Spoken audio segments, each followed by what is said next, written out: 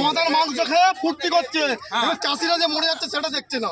আচ্ছা, মানে কত, মানে এই এলাকার মধ্যে বহু এলাকা সব এলাকা দাদা ইচ্ছা করে ওদিকে কোনো বাঁধার জন্য আগে মেল বাঁধ বাঁধে আগে ছোটখাটো হানা মারছে, বেঁধে চাষের দিকে সাহস দিচ্ছে। এই চাষের কি অবস্থা? আচ্ছা, এর আগেও তো হানা হতো এখানে, হানা হলেও জল গড়ালো, বাঁধ বাঁধা হয়ে যেত।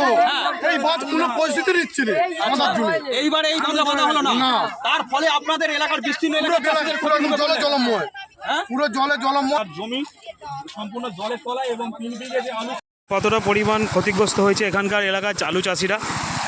জল কিন্তু উপচে আসছে রাস্তার এক প্রান্ত থেকে অপর প্রান্তে, জল কিন্তু উপচে পড়ছে দেখতে পাচ্ছ। এই মুহূর্তে আবারও কিন্তু বড় জলে বলাইচকের চিংড়া গ্রাম পঞ্চায়েতের অন্তর্গত কয়েকটি গ্রাম আবার জলের তলায়। বিশেষ করে তাদের আলু যে চাষ হয়েছে সেই আলু চাষ কিন্তু জলের তলায় চলে গেছে। চারিদিকে দেখতে পাচ্ছি যে আলু কি পরিমাণ ক্ষতি হচ্ছে, আলু বাড়ি, আলু জমি। তারা কিন্তু এক একটা পরিবার 3 বিঘে 4 বিঘে করে জমি আলু চাষ করেছে, তার সত্ত্বেও কিন্তু তারা কোনো রকম আলু দেখতে পাচ্ছে না। তো ফলস্বরূপ বলে রাখি, যেহেতু এই কয়েকদিন আগে বন্যার কবলে পড়েছিল এই বলাইচক গ্রাম পঞ্চায়েত, যেখানে হানা হয়েছিল, এবং সেই হানা থেকেই কিন্তু দ্বিতীয়বার আরও একবার বড় জল ছাড়ার কারণে পুনরায় কিন্তু জলের তলায় চলে গেছে বেশ কয়েক একর জমি, যেগুলো আলু চাষ হয়েছিল। সেই আলু কিন্তু তারা তুলতে এখন অনেকটা চেষ্টা করছে, কিন্তু সব আলু তুলতে পারছে না, কারণ জলের তলায় চলে গেছে সমস্ত আলুটাই। সমস্তটাই তোমাদেরকে দেখাচ্ছি। দেখো এই মুহূর্তে কিন্তু জলের যে পরিমাণ স্রোত বইছে, এটা কিন্তু কোনো বন্যার জল নয় বা কোনো ছাড়া জল নয়, এটা কিন্তু বড় জল চাষের জন্য ব্যবহার করা হয়। কিন্তু এই মুহূর্তে দাঁড়িয়ে যেটা দেখা যাচ্ছে সেটা হচ্ছে যে একটা জায়গায় জলে স্রোতে বন্যার সময় ভেঙেছিল, সেই ভাঙাটা অর্থাৎ যে হানাটা হয়েছিল সেই হানাটা কোনো রকম বাঁধা হয়নি। সেই কারণেই কিন্তু সেই জায়গা দিয়ে পুনরায় জল প্রবেশ করে এদিককার এলাকার মানুষের এত ক্ষয়ক্ষতি হলো। আর দেখতে পাচ্ছি জলের স্রোত কিন্তু বাড়ছে থেকে থেকে, এবং যতটা দূর চোখ জল যাচ্ছে ততদূর দেখা যাচ্ছে সমস্ত চাষিরা কিন্তু ব্যস্ত রয়েছে এখানেতে আলুটা তাদের উদ্ধার করার জন্য। কিন্তু অনেক কষ্ট করে অনেক দামি অনেক বীজ কিনতে হয়েছিল, অনেক দামের বীজ কিনতে হয়েছিল। সেই বীজ তারা রোপণ করেছিল আলুর জন্য, কিন্তু তারা এই কয়েক মাস আগে কিন্তু তারা ধানটাও। নাকুলের ব্লক প্রশাসন, থানা প্রশাসন সকলেই কিন্তু উপস্থিত হয়েছেন, এবং যে পরিস্থিতি আছে সে পরিস্থিতি কিন্তু খতিয়ে দেখছেন ওনারা। এই মুহূর্তে জলের প্রেশার প্রায় ভালো রকমই আছে। বন্যার জলের মতো প্রেশার না থাকলেও এই বড় জলের প্রেশার কিন্তু থেকে থেকে বাড়ছে। এই মুহূর্তে বাজে প্রায় 1:25। এই সময়তে দাঁড়িয়ে থেকে কিন্তু যতটুকু লোকাল সাধারণ মানুষের থেকে খবর পাওয়া যাচ্ছে, জল কিন্তু আগের থেকে হলেও একটু একটু করে বাড়ছে।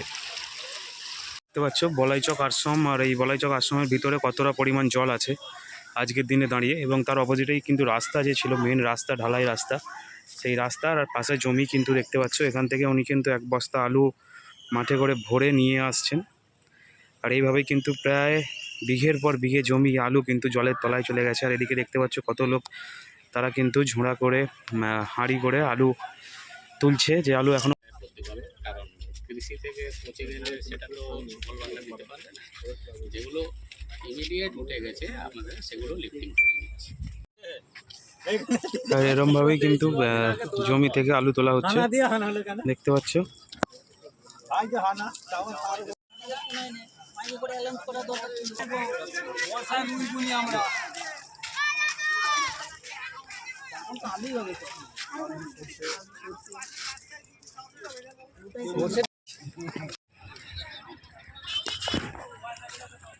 এইভাবেই কিন্তু জলের তলায় সমস্ত আলু আর ছোঁড়াই করে এরকমভাবে ভাসিয়ে নিয়ে আসা হচ্ছে দেখতে পাচ্ছ। চিংড়া গ্রাম পঞ্চায়েতের অন্তর্গত এই বলাইচক, নবীনচক, সুবলচক প্রায় বড় জলে পুনরায় কিন্তু বন্যার কবলে পড়েছে এই খানাকুলের এক অংশ।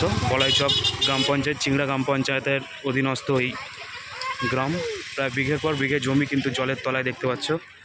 ব্যাপক ক্ষয়ক্ষতি, ব্যাপক চাষের যতটুকু বাঁচানো যায় আলু তারই শেষ চেষ্টা চলছে। কেউ কোনো রকম ঝোড়া থেকে শুরু করে, চুপড়ি থেকে শুরু করে, হাঁড়ি থেকে শুরু করে সমস্ত কিছু নিয়ে ঝাঁপিয়ে পড়েছে শেষ রক্ষা করার জন্য। জল যতটুকু বাড়ছে তাতে কিন্তু প্রায় যে আলুগুলো খুলতে হয়নি সেগুলোও কিন্তু খুলে নিতে হচ্ছে দেখতে পাচ্ছ। এখানে প্রচণ্ড পরিমাণে জল আছে, আর সেই জলে ডুবে ডুবে কিন্তু আলুগুলো তুলে নিচ্ছে হাঁড়ি করে, কারণ জলের তলায় চলে গেছে সমস্ত আলু। এই শাড়ি নিয়ে আলু উদ্ধার হচ্ছে এই অবস্থা কি করা কতটা যাবে? জমি গেল নষ্ট ফসল কতটা নষ্ট হলো ফসল অনেকই গেছে। 1 বিঘে জমি ধান গেল, আবার এই গেল, আগের বারের বর্ষায় গেছে, বন্যাতেও তো গেল বন্যায় 1.5 বিঘা জমি গেছে। অর্থাৎ বলতো আর 3 বিঘে 4 বিঘে ধান চলে গেল, বর্ষার 1 কেজি ধান পাইনি যে লক্ষ্মী পুজো হবে। তাহলে কি করে মানুষটা বাঁচবে? তেল খাবে বলে না ওগুলো তো আজ তুলে নিয়ে চলে গেছি সকালবেলা গেছি।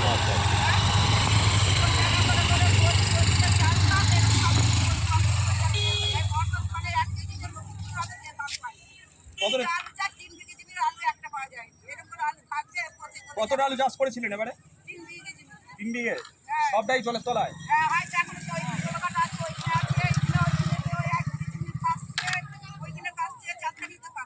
বাড়িতে কটা সদস্য পরিবারে কজন আছেন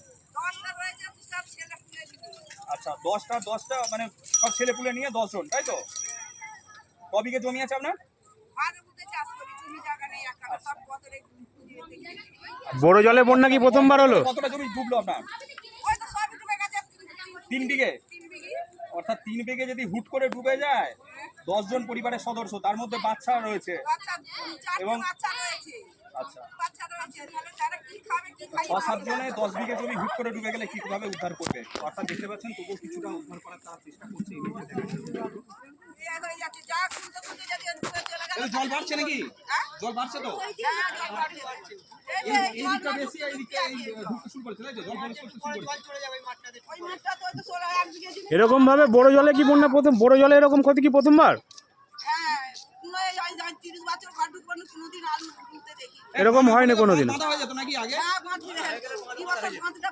এবারেই হয়নি থানা তো বেশি বড়ও ছিল না যে বাঁধাতে যেত। হ্যাঁ 100 মিটার তো হয় না